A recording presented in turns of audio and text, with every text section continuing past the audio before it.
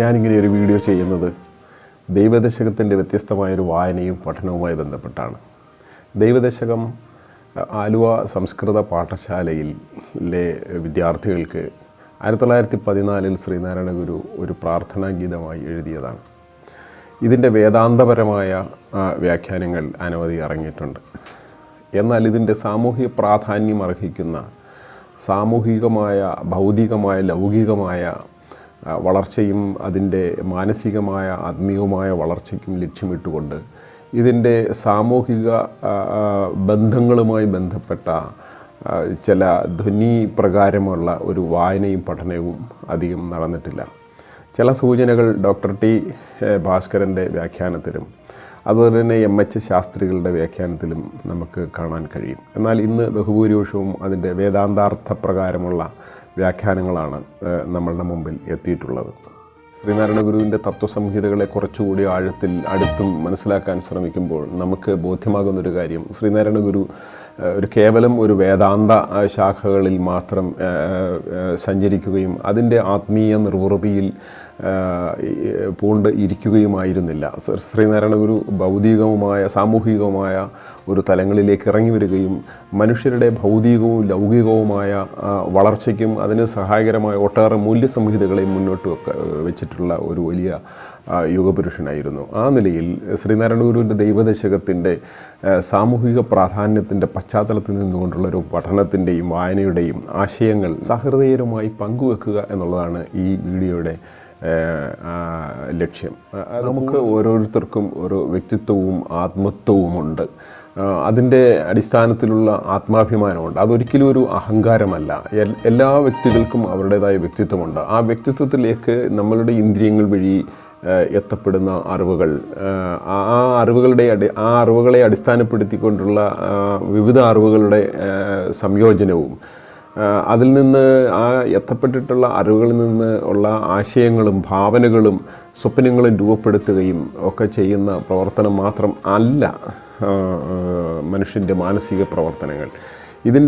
ഇതൊരു മനുഷ്യൻ്റെ മാനസിക പ്രവർത്തനത്തിൻ്റെ ഒരു ഭാഗം മാത്രമേ ആകുന്നുള്ളൂ. മനുഷ്യൻ്റെ മാനസിക പ്രവർത്തനത്തിൻ്റെ മറ്റൊരു വശം, അവൻ സാമൂഹികമായി പ്രവർത്തിക്കുന്നു, അവൻ സംസാരിക്കുന്നു, അവൻ മറ്റുള്ള മനുഷ്യരുമായി ഇടപഴകുന്നു, അതുപോലെ തന്നെ ജീവിത നിർദ്ധാരണത്തിന് വേണ്ടി ഒട്ടേറെ പ്രവർത്തനങ്ങളിൽ അവൻ ഏർപ്പെടുന്നു. അത് ഇന്ദ്രിയങ്ങൾ വഴി കിട്ടിയ അറിവുകളുടെ വിശകലനത്തിലൂടെയും ഭാവനകളിലൂടെയും സംശയ നിവാരണത്തിലൂടെയും ആണ് അവൻ ഈ പ്രവർത്തനത്തെ ആവിഷ്കരിച്ചെടുക്കുക. എങ്ങനെയാണ് ഒരു ശില്പം ആവിഷ്കരിച്ചെടുക്കുന്നത്, അതേപോലെ തന്നെ മനുഷ്യൻ്റെ മനസ്സിലെത്തപ്പെട്ടിട്ടുള്ള അനവധി അറിവുകളെ അവൻ പല വിധത്തിൽ അവൻ സമാഹരിക്കുകയും ചെത്തിമിനിക്കുകയും ചെയ്തുകൊണ്ട് പ്രവർത്തനത്തിൻ്റെ ഒരു നങ്കൂരമായി അതിനെ ഉപയോഗപ്പെടുത്തിക്കൊണ്ടാണ് ഓരോ മനുഷ്യനും പ്രവർത്തിക്കുന്നത്. അതിൽ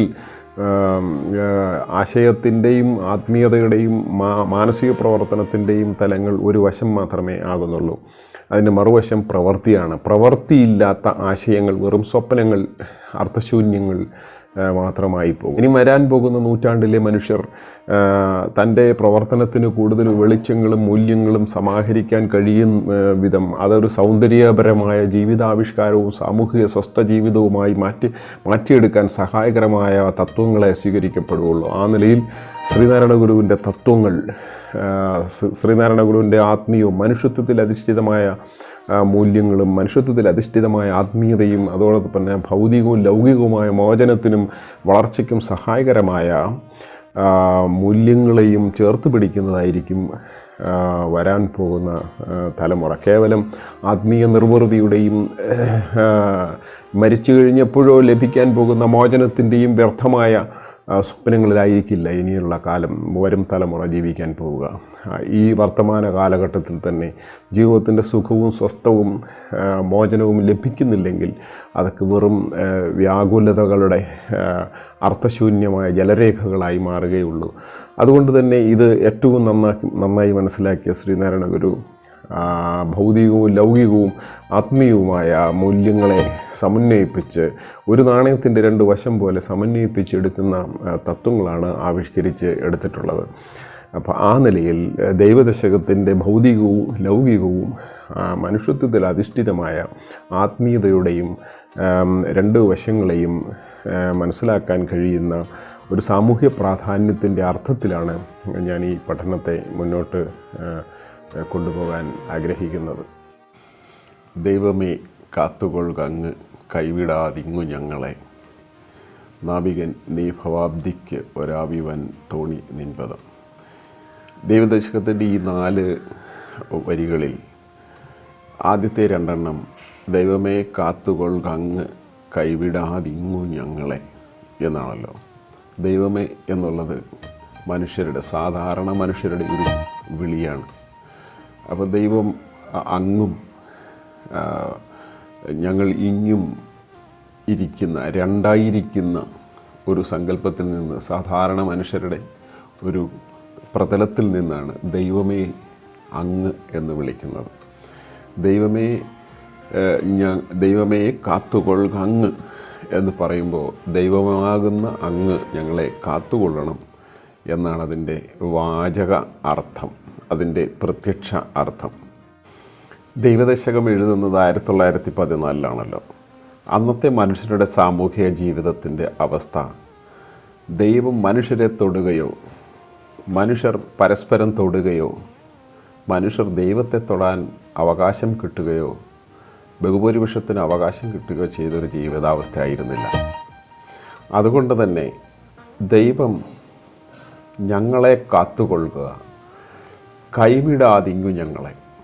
അപ്പോൾ അത് കൈകൊണ്ട് പിടിച്ചിരിക്കുന്നു, ഇനിയും ഞങ്ങളെ കൈവിടരുതേ എന്നാണ് ആ പ്രാർത്ഥന.